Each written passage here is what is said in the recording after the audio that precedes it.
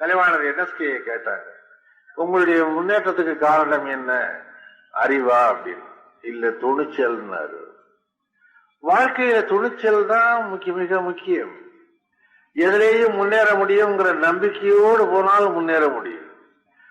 கடல்ல விழுந்துட்டான் ஒருத்தன், 3 மாசம் நீஞ்சிக்கிட்டே இருந்தான் கடல்லையே, பச்சை மீனை தின்னுக்கிட்டு.